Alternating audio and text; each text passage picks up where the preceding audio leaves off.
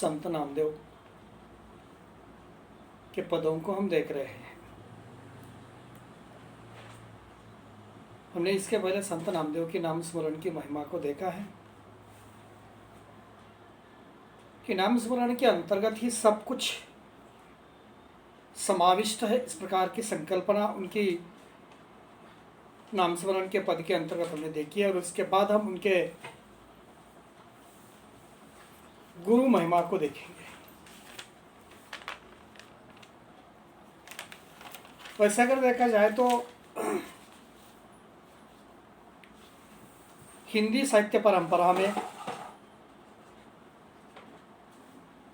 लगभग सभी संत कवियों ने गुरु को गोविंद से बढ़कर माना है।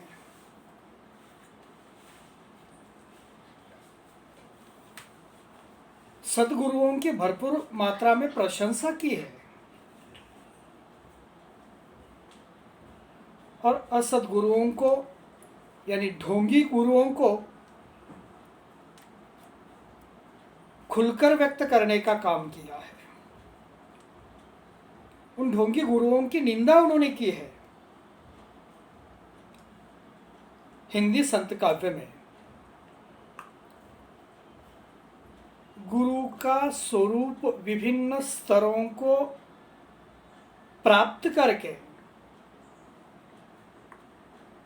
विभिन्न पद्धतियों से मानव जीवन को मार्ग दिखाता है।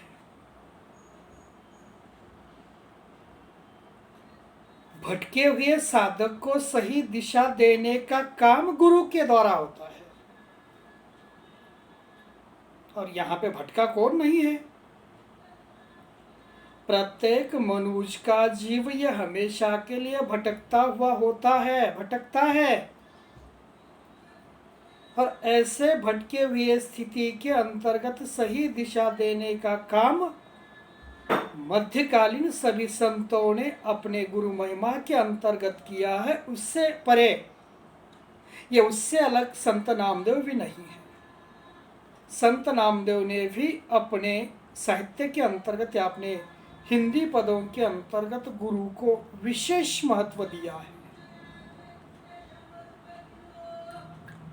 विशेष महत्व इसीलिए कह रहा हूं मैं कि भटके हुए साधकों को सही दिशा या भटके हुए साधकों को सही रूप से शिष्यत्व अर्पण करके सही मार्ग पर लाने का काम गुरु के वाणी के द्वारा होता है। और ऐसी चेतावनी गुरु के वाणी के अंतर्गत शायद हमें संत नामदेव क्यों न हो, संत कबीर क्यों न हो, या अन्य सभी संतों के कवियों के या पदों के अंतर्गत हमें देखने के लिए मिलती है।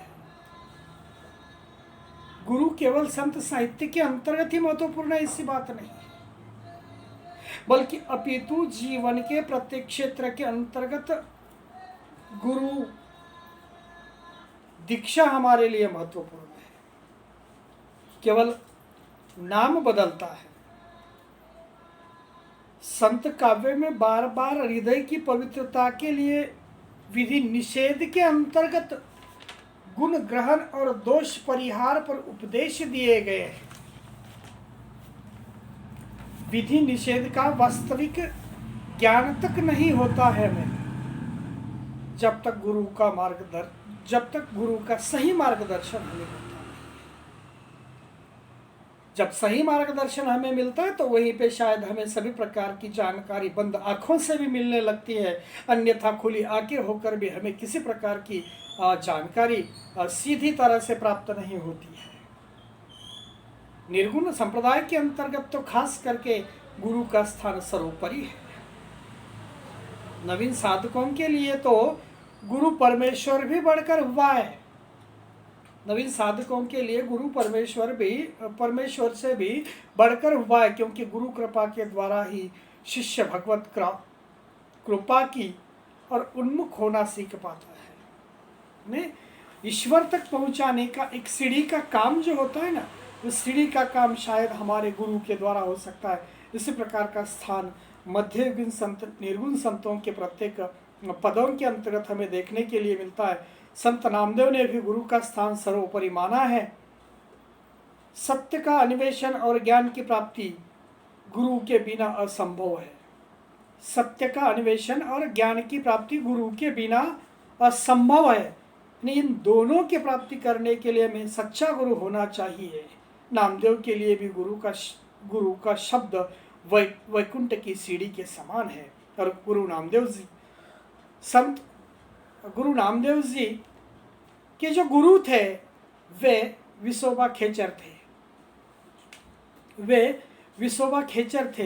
विसोबा खेचर वैकुंठ की सीढ़ी, वैकुंठ तक पहुंचने के लिए शायद यहीं पे नामदेव के सीढ़ी के रूप में निर्माण हुए है। अपने मन को चेतावनी देते हुए संत नामदेव ने खुद के मन को चेतावनी देते हुए दुख का कारण भी स्पष्ट कर दिया है।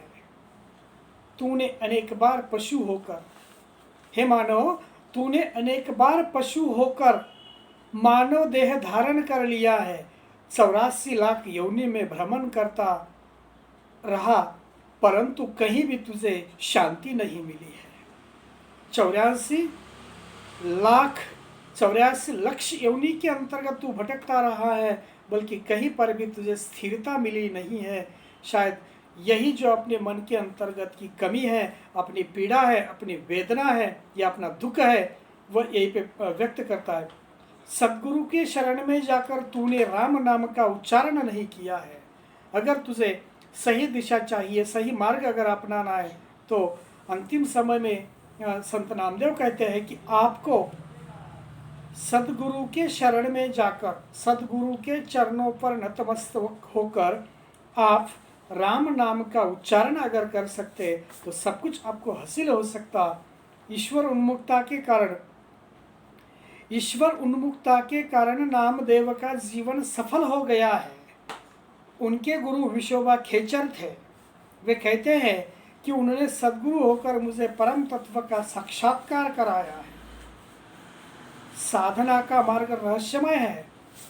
जब तक कोई भी साधक अपनी साधना को मर्यादित नहीं कर सकता, इसके अतिरिक्त गुरु के महत्व का एक कारण और भी है।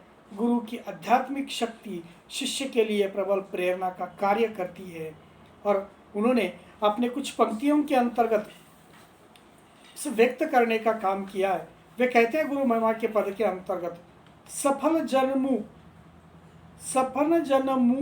मो कऊ गुरु कीना, दुख बिसारी सुख अंतरी लीना, ज्ञान अंजनु मो कऊ गुरी दीना, राम नाम बिनु जीवनु मन हीना, नाम देई सिमरन करी जाना, जग जीवन सीऊ जीऊ समाना।